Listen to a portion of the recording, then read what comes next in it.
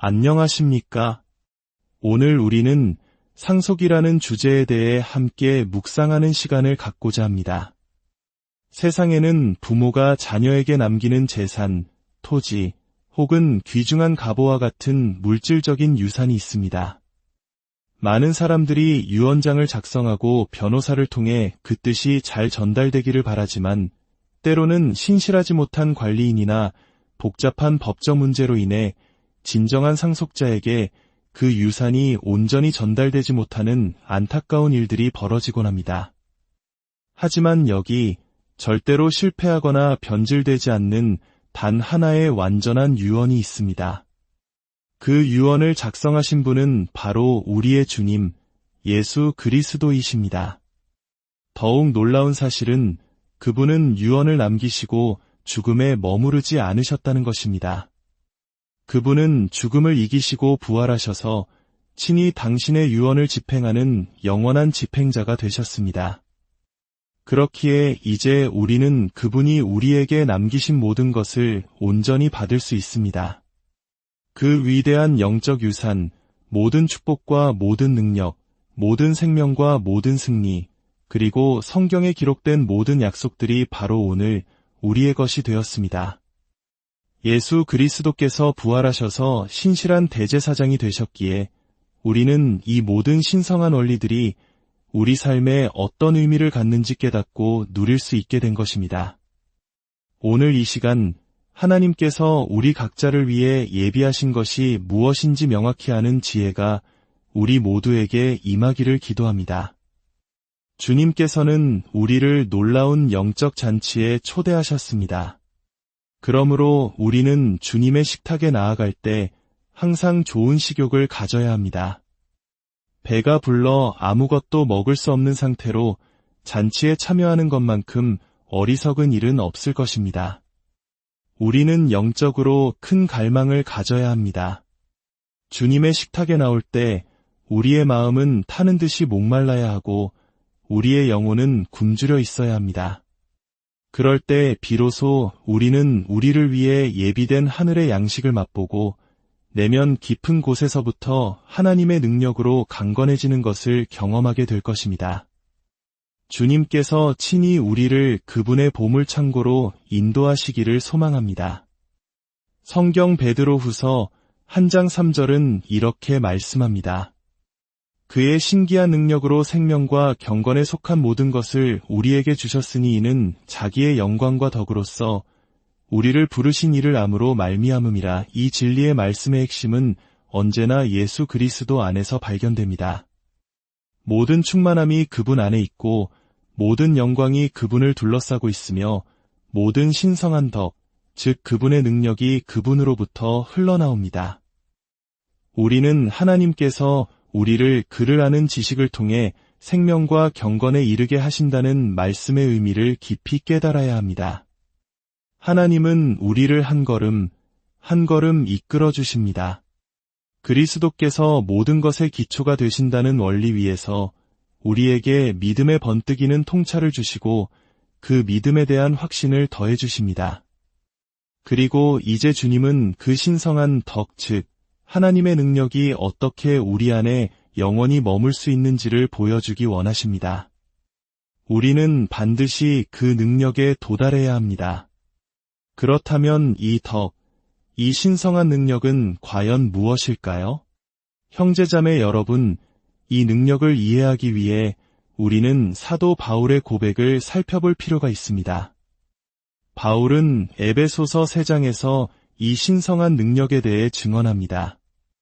그는 그것을 하나님의 능력이 역사하시는 것이라고 불렀습니다. 이 능력의 실체는 바로 성령님이십니다. 성령님은 우리 안에 거하시며 우리를 충만하게 채우시는 신성한 분이십니다. 우리의 온 몸이 생명과 덕, 은혜와 능력, 그리고 믿음으로 가득 찰 때까지 그분은 우리를 채우십니다. 그 능력에는 어떠한 한계도 없습니다. 성령님은 하나님 나라의 집행자이십니다. 우리가 마음을 열 때 그분은 우리 몸 안에서 권능으로 역사하십니다. 그분은 한량없는 충만함을 우리에게 나타내 보이십니다. 사랑하는 여러분, 오늘 우리는 어떤 대가를 치르더라도 이것이 무엇을 의미하든지 간에 하나님의 생명이신 성령께서 우리 안에 개인적으로 임재하시는 경험을 반드시 해야 한다는 것을 깨달아야 합니다. 성령을 받는다는 것이 진정으로 무엇을 의미하는지 깊이 생각해 보시기 바랍니다. 우리는 썩지 아니할 시 곧 살아있고 항상 있는 하나님의 말씀인 그리스도로 말미암아 거듭났습니다. 이것은 썩지 않는 영원한 능력입니다. 이것이 우리를 향한 하나님의 계획입니다. 이 신성한 능력은 인간의 지성으로는 결코 온전히 이해하거나 받아들일 수 없는 차원의 것입니다. 신성한 것을 받아들이기 위해서는 우리에게 신성한 마음이 필요합니다. 신성한 모든 것을 이해하기 위해서는 우리 자신이 먼저 신성하게 되어야 합니다.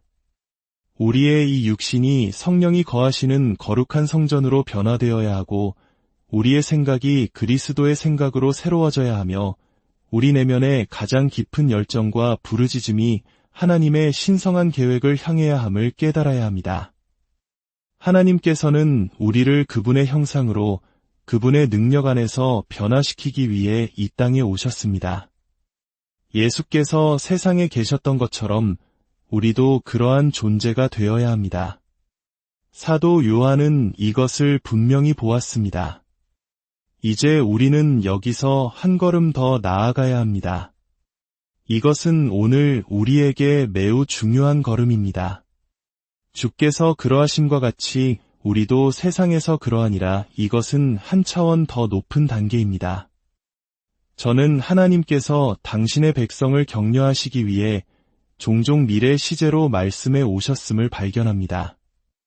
예수님께서는 현재를 사셨지만 언제나 미래에 대해 말씀하셨습니다. 하지만 사랑하는 여러분, 저는 이제 우리가 현재 시제의 자리에 이르렀다고 믿습니다.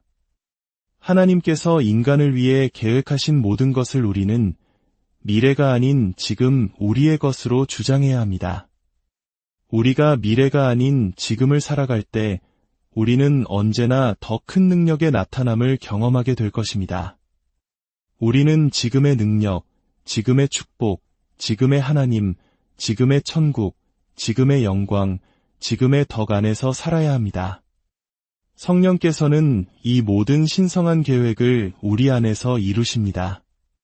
그리하여 우리를 살아있는 말씀의 기초 위에 세우십니다. 그 말씀은 살아있고 언제나 우리를 소생시키며 움직이고 우리를 사랑 안에서 더 높이, 더 높이, 더 높이 세워나갑니다. 하나님께는 낮은 길이 없기에 그 길은 언제나 더 높은 차원을 향합니다.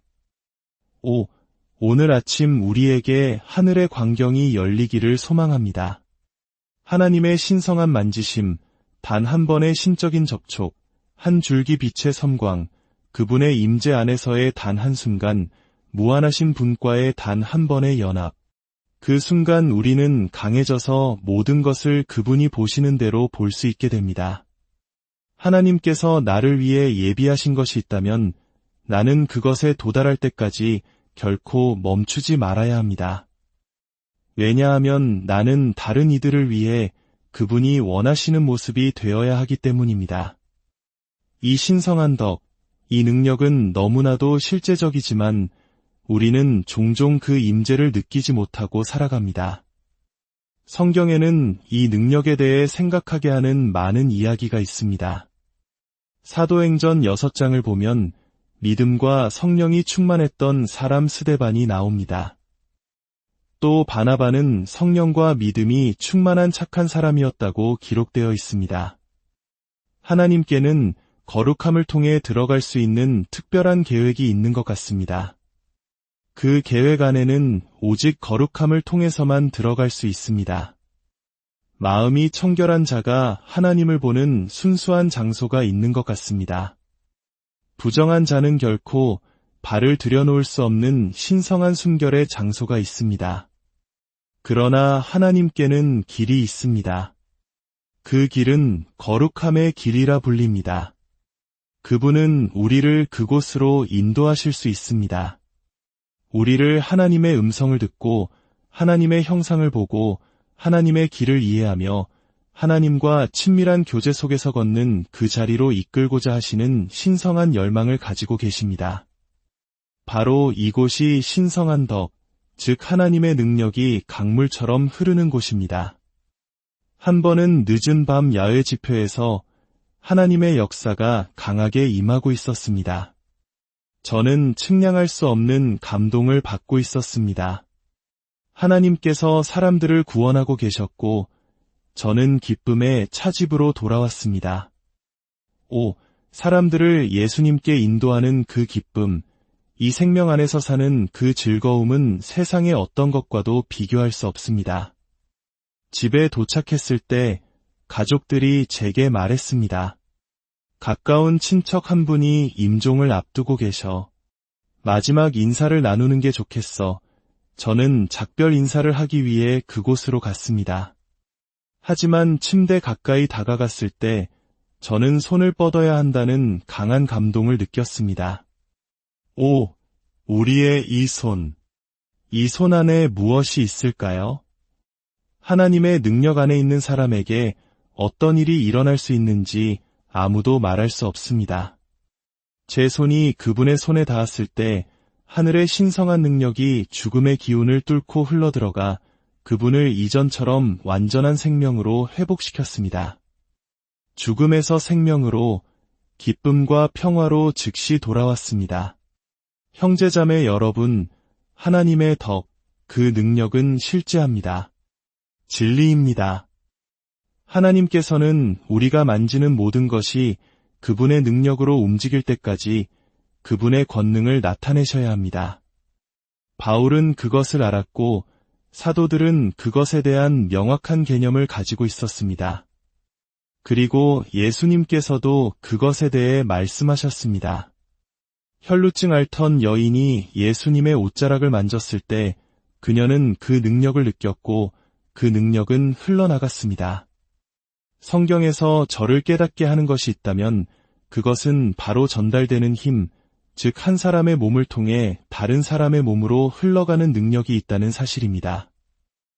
이것은 우리가 병든 자에게 손을 얹은 즉 나으리라는 성경 말씀과 완벽하게 일치합니다. 그러므로 저는 여러분에게 한 가지를 말씀드립니다. 구하십시오. 그러면 여러분에게 주실 것입니다. 찾으십시오. 그러면 찾아낼 것입니다. 문을 두드리십시오. 그러면 여러분에게 열릴 것입니다. 구하는 이마다 받을 것이요. 찾는 이는 찾아낼 것이요. 두드리는 이에게는 열릴 것이기 때문입니다. 이 말씀을 듣는 모든 분들의 마음에 평화가 깃들기를 바랍니다. 혹 이 이야기가 여러분의 마음에 작은 울림을 주었다면 좋아요와 구독으로 그 빛을 더 널리 퍼뜨리는 일에 동참해 주십시오. 여러분의 그 작은 나눔이 또 다른 영혼에게 희망의 메시지를 전하는 귀한 통로가 될 것입니다. 이 채널을 통해 하나님의 은혜와 축복이 여러분의 삶에 가득하기를 늘 기도하겠습니다. 부디 하나님께서 여러분 각자가 자신의 길을 택하고 성령께서 인도하시는 대로 행하며 오늘 하루도 여러분을 순식간에 강하게 만드시는 그분의 손 안에서 계속 전진하도록 도우시기를 간절히 기도합니다.